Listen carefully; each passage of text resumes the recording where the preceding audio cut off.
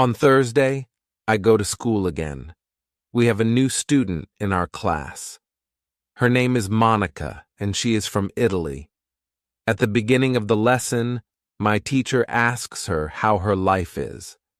My teacher knows Monica from 1 year ago when she attended her class. That one was a class for beginners, and it was only for 2 weeks during summer holiday. When Monica speaks, her English is beautiful. Her pronunciation is very good, and she is very fluent. My teacher is very happy, and she asks Monica, "Where did you learn English so well? You speak very fluently. What school did you go to?"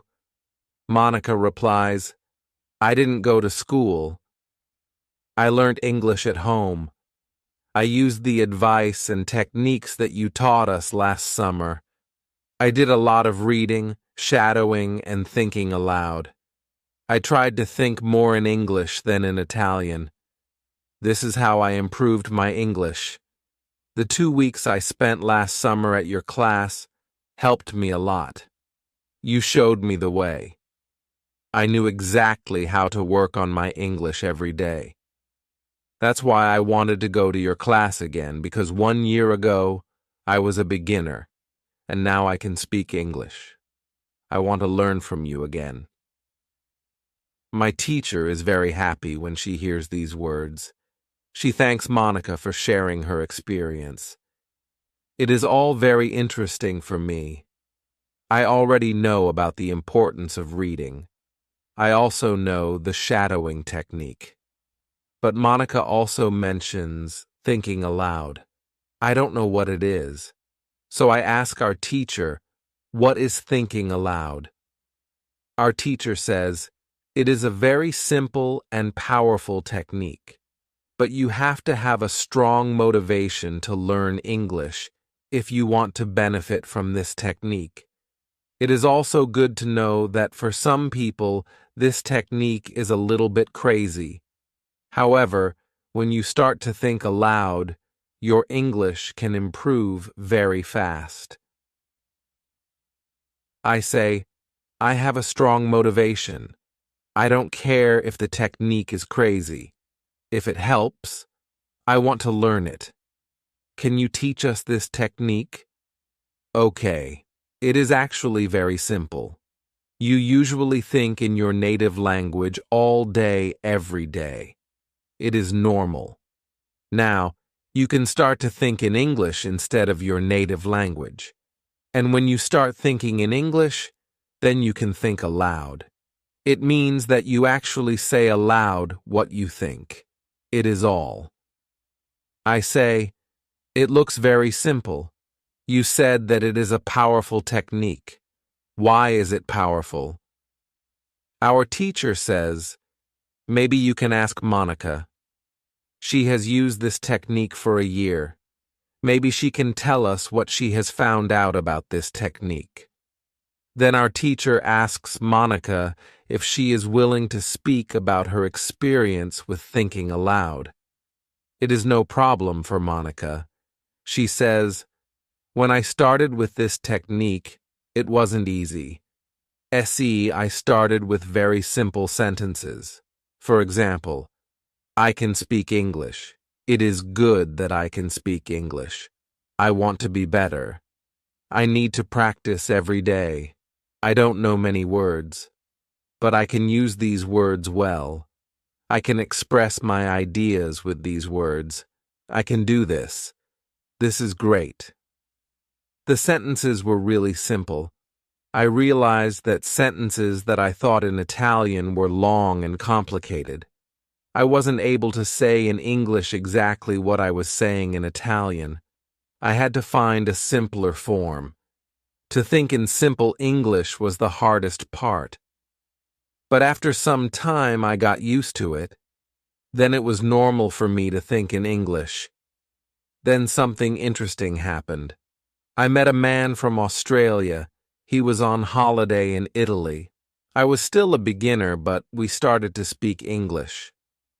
I could see that I was able to speak with him without big problems. My sentences were still simple and short, but because I said them many times before when I was thinking aloud, I was able to speak. I didn't have to translate in my head from Italian to English, as I did before using this technique. After the meeting with the man from Australia, I started to use thinking aloud even more. This technique helped me a lot. It improved my ability to express my ideas very much. I still use it every day. It is really a powerful technique. Our teacher thanks Monica for sharing her experience with thinking aloud. I decide to use this technique because I also want to be better at speaking. When you want to speak English fluently, think aloud. How to learn grammar. After school, I go to the cafe where my job training starts. I don't know what to expect. I have never worked at a cafe. I am not sure if I can do this job. When I come to the cafe, I am very surprised. It is a modern cafe, which sells coffee, tea, and also chocolate cakes and sandwiches. And my boss is only 25 years old, but she has been working at the cafe for more than 2 years. She has a lot of experience, and she knows everything perfectly. She shows me how to prepare coffee, how to wash the dishes, and how to deal with customers. It is all new for me. I remember only about 20% of what she is telling me. But then, she lets me do the work, and she corrects me when I make a mistake.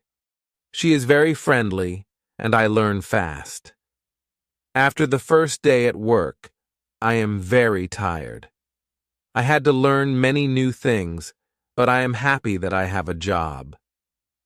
The next day is Friday, and I go to school again. One student asks an interesting question. Sometimes when I speak, I'm not sure if I speak correctly. I'm not sure if I use correct grammar. Can you help me what to do if I want to learn grammar? Our teacher says, "Thank you for your question." There are 2 groups of students. Some students study English because they want to be able to speak. Some students study English because they want to pass an exam. For each group, there is a different approach. First, I will speak about those who need English for speaking. If this is your case, you don't have to study grammar a lot. When you learnt your native language, you also learnt it without studying grammar. You can learn English grammar naturally by using the language. The best way to learn grammar naturally is by reading a lot. Books are written in good grammar.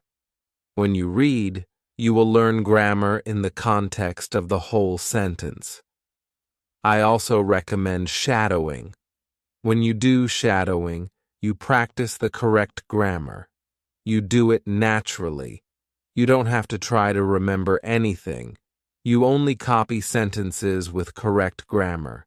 If you need English for speaking, but also want to study grammar, you can visit www.grammarinlevels.com.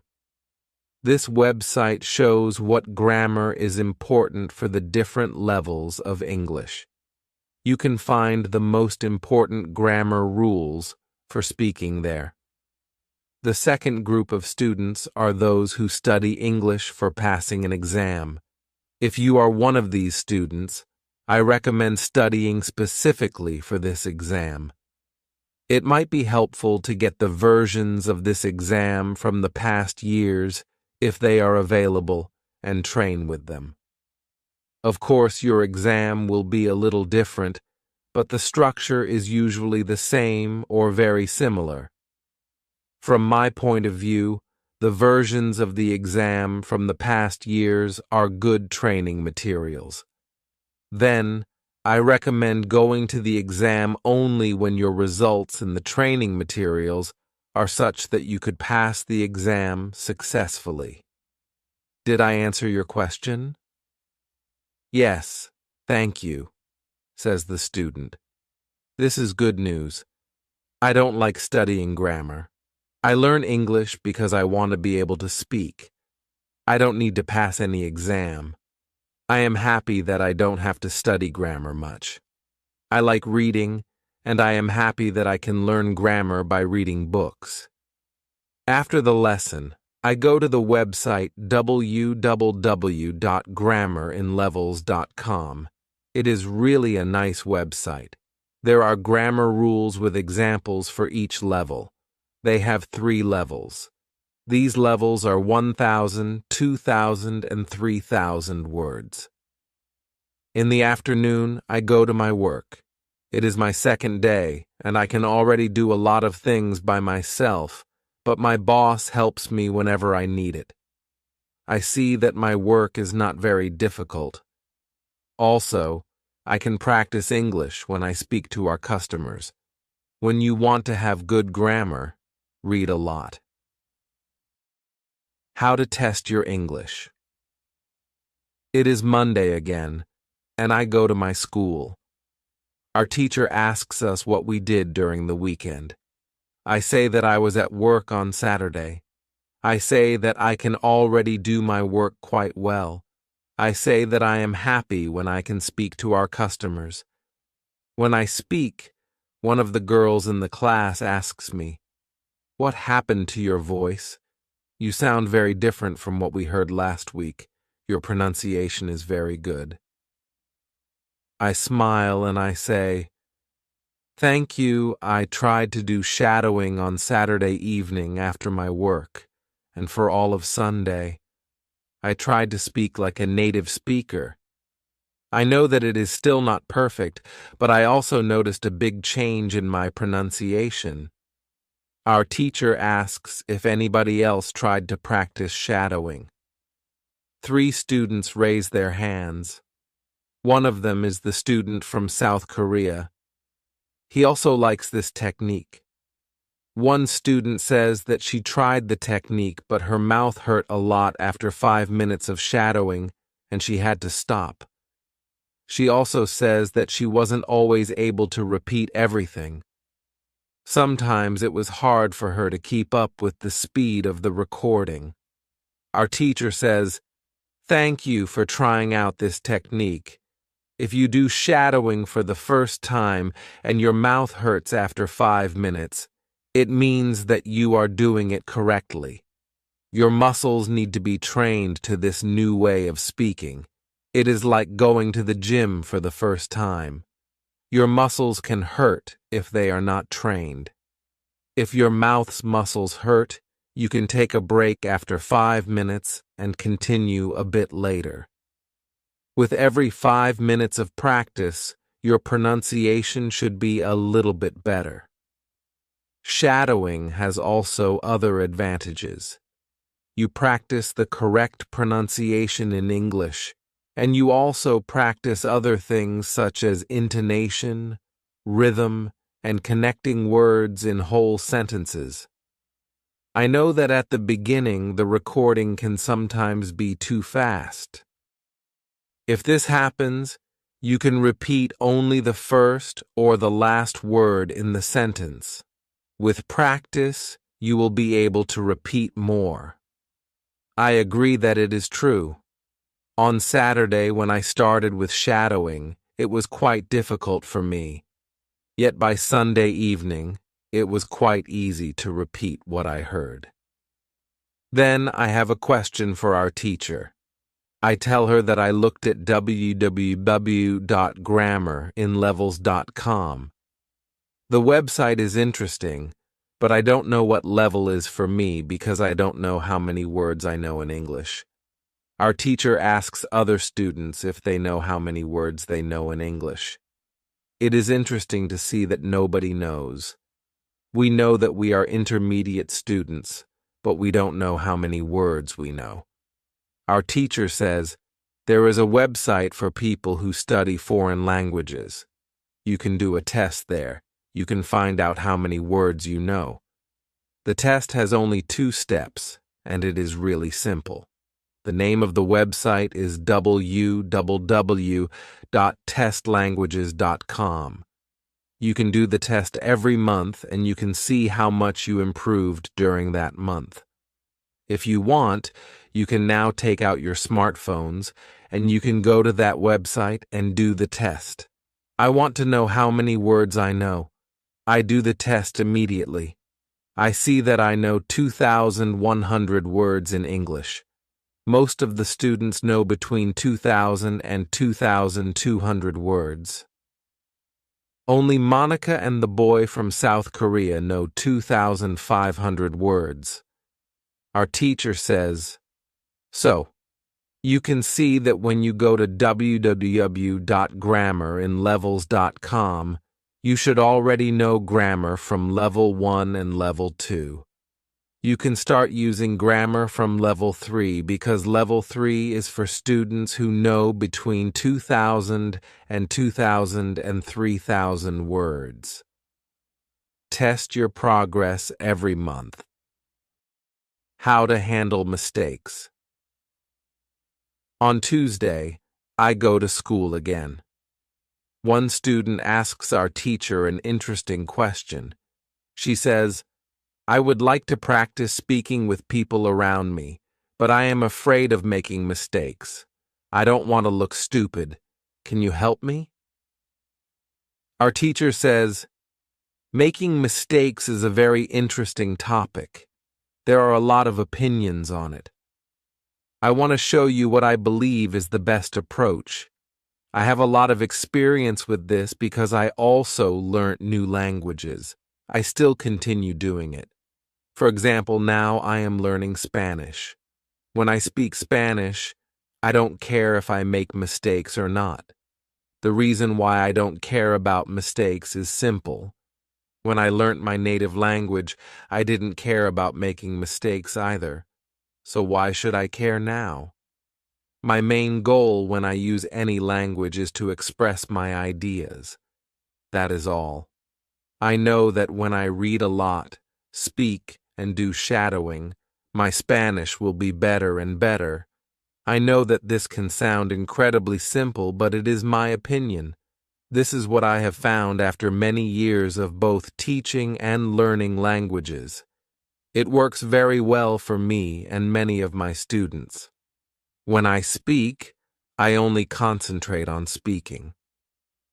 At the moment, I know 1,500 words in Spanish. It is the level of a 2-year-old child. 2-year-old children make a lot of mistakes when they speak, but they don't care about their mistakes. They continue using their native language, and when they are 3 years old, they make very few mistakes, and when they are 4 years old, they already speak very well, with hardly making any mistakes. You should have the same attitude. Now, most of you know about 2,000 words, so it is absolutely okay to make mistakes time to time. When you continue using English, there will be fewer and fewer mistakes in your speaking. It is not possible to get better without making mistakes. When you practice English, it is okay not to be perfect. Perfection comes with practice. Anybody who started to learn English started from the beginning, from the same level, which is level 0. Learning languages is like learning to play a musical instrument. It needs to be trained. When you start your training, it is not perfect at first, and you make mistakes. It is normal. Take it as a necessary part of your learning process. If you didn't go through this period of making mistakes, you could not get to higher levels. By continuing to do what you want to learn, the mistakes are gradually being eliminated. If you want to make fewer and fewer mistakes, do a lot of reading and shadowing. When you read, you can read aloud. It can also help you make fewer mistakes. In real conversations, care only about exchanging ideas. don't care about making mistakes. When you speak, you practice changing your thoughts into words. You don't learn grammar or words. You have other activities for that. Don't worry. Everybody who learns a foreign language makes mistakes from time to time, even famous people, bosses of big companies or politicians. When you listen to these people on TV, you see that they don't care about mistakes. They care about what is important, and that is expressing their ideas. You should do the same. Does it make sense? The girl says, yes, thank you. If you don't want to make mistakes, do a lot of reading and shadowing. How to remember words. On Wednesday, I go to school again. At the beginning of the lesson, one student says, I started to read more. I feel that it is good for me.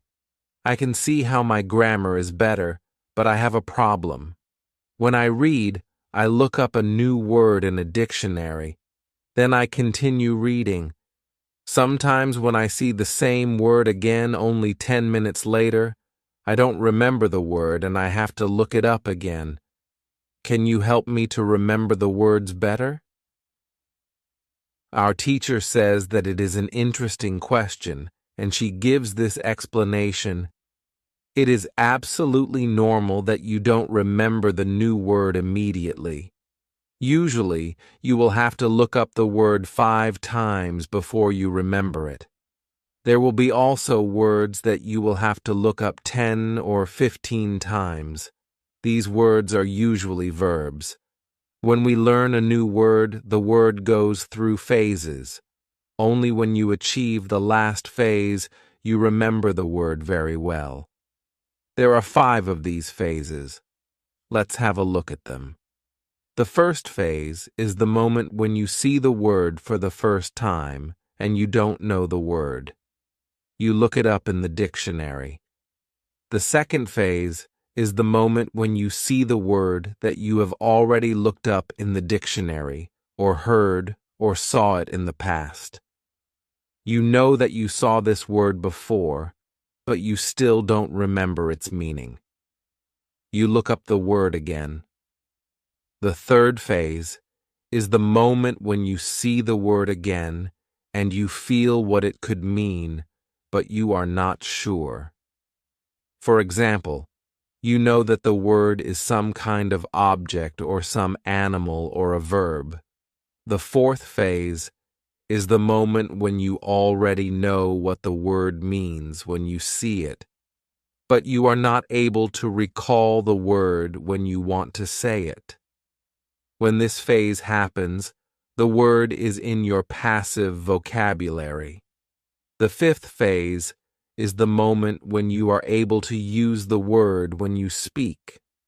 Now, you can see there are 5 phases altogether. Do you understand now why it is not possible to remember a new word when you see it for the first time? You would have to jump across all the phases with the first encounter with the word. You have to see or hear every word several times and let it go through all the phases until you get to phase number 5.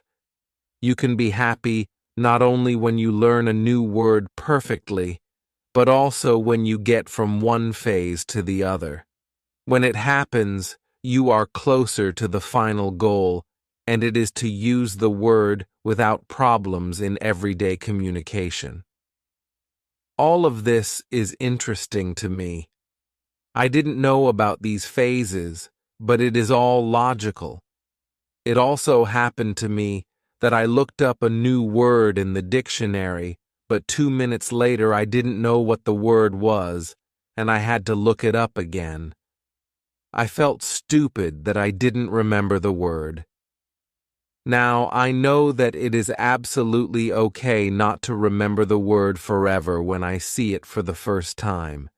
I need several encounters with the word before I can use the word well. After school, I go to my football training. Our coach tells us that there will be a match on Saturday. The school team will play against another school team from Cambridge. Our coach tells me to come and play for the school team. I am very happy, and I am looking forward to the Saturday match. When you want to remember a new word, you need to see or hear the word about 10 times. How to improve listening. The next day, I go to school again. One of the students has an important question. He wants to know how to improve his listening skills. He wants to know what the best approach is. Our teacher says, "Thank you for your question. Good listening skills are very important for communication. If you don't understand what people are saying, it will be difficult for you to speak with them."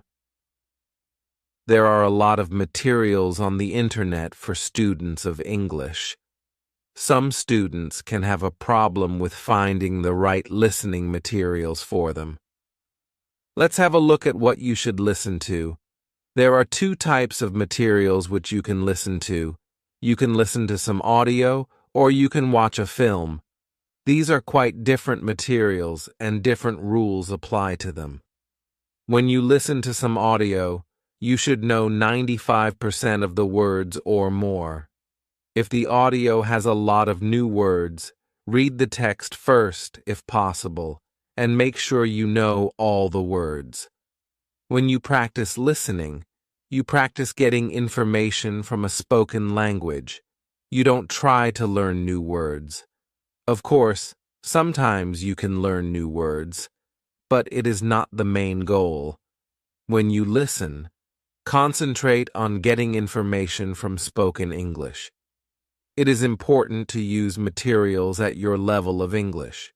For example, you can use books in simplified English, which contain an audio recording.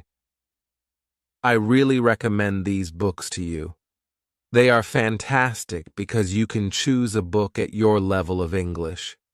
When you have such a book, read the book first and then listen to the recording at home.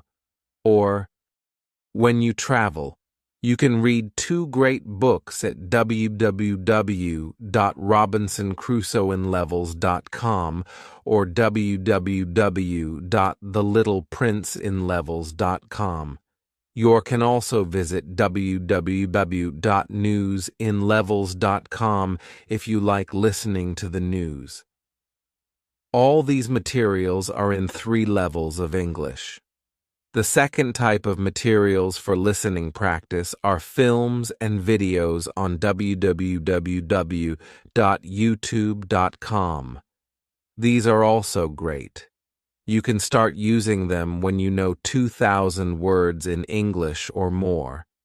This is what you should do with a film. Watch it for the first time with subtitles so that you know what the film is about. Then watch the film without subtitles. If you like the film very much, you can watch it more than once. When you watch one film many times with every view, you will understand more. It is also good to watch videos on the internet about interesting subjects. For example, if you like nature, you can watch documentaries about nature. You can also watch reality shows. Reality shows are much easier to understand than films or documentaries because the structure of the show is usually the same. It is necessary to have at least 30 minutes a day of listening. The more you listen, the faster you will understand more words. When listening, you should always look at what you already understand, even if it is just 10% at the beginning. It is very easy to demotivate yourself by realizing all of the parts that you don't understand yet. Look at what you already know. Be happy for every new sentence you have understood. Listening is the easiest way to learn. You don't have to do anything. You just listen. Did this information help you? Yes, says the student. Thank you. The listening topic is very interesting for me. Now I know what to do to improve my listening. When you want to be good at listening, listen for 30 minutes every day. What you need before you start. On Friday, we have an interesting conversation in our class. Our teacher has a question for us. She asks, "What was your first reason to learn English?" Do you remember the moment when you started to learn English? When did you start to be really interested in the language? I say that I remember the moment when I started to be interested in English. My teacher says, "Can you tell us what happened?" I say, yes. First, I have to say that English wasn't always my favorite subject. I started to learn English at high school. At the beginning, it was very difficult for me. I didn't understand the structure of the language. It was illogical to me. I tried to remember words. I tried to learn grammar, but it was very hard. When I finished high school, I was still only a beginner. I couldn't speak English, and I believed that I would never learn this language properly. I simply believed that English wasn't for me. Then something happened. I always liked music, and when I was 20, I started to listen to the Beatles. I wanted to understand what they were singing, so I started to translate their songs. Slowly, I understood more and more. Then I met two ladies from England on a train. We had a simple conversation, but it helped me very much. I started to believe that I could learn English. From that moment on, I was working on my English almost every day, and I was getting better and better. Then I decided to go to England and improve English here. My teacher thanks me for sharing my story. She also tells me, "Here is something very interesting about your story. You are still you. The first, you didn't have motivation to learn English. The second, you had a motivation. You wanted to understand songs. You can see that motivation is very important. When you have it, you can succeed. When you don't have it, it is very hard to be successful." Then our teacher asks everybody in the class about their motivation to learn English. The stories are very interesting. One girl's motivation is to be able to read historical books in original English. One student wants to be a professional tennis coach in England. He wants to speak perfect English before he starts his career as a coach. One woman wants to work for a big international company, and she needs English for her job. I can see that everybody has some kind of motivation to use English in real life or to get information from books. At the end of the lesson, our teacher asks us if we like English. I say, "I didn't like English at my high school, but now I like it a lot. I can see how useful it is to know this language." Our teacher says, "This is another important factor when you learn a new language. It is good when you like something which is connected to English. It can be people, music, culture, or history. If you like English, it is easier for you to learn it. If you want to be able to communicate in English, it is good to know 3,000 words or more. If you don't like English, it is more difficult to find time to practice enough to get to the level of 3,000 words." I can agree with my teacher. Now, I like not only the Beatles, but also my teacher and my boss, who is also English. I also like English humor. Now, it is much easier for me to find time to practice English every day. On Saturday, I go to play football for my school team. We have some very good players on our team and we win 3-2. We are all very happy. We go to the pub after the match and we celebrate our victory. When you want to learn English, you need to have motivation to use English every day. How to learn 3,000 words.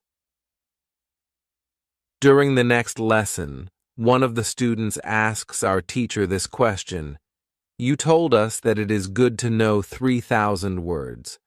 Where can I find these 3,000 words that are the most important for me to learn?" My teacher replies, "You can Google a list of the 3,000 most frequent words in English, but such a list will not help you much. When you start to learn words from this list, you will learn words outside the context. You will learn the words that are not connected with any story. You will not learn what other words are connected with these words in sentences.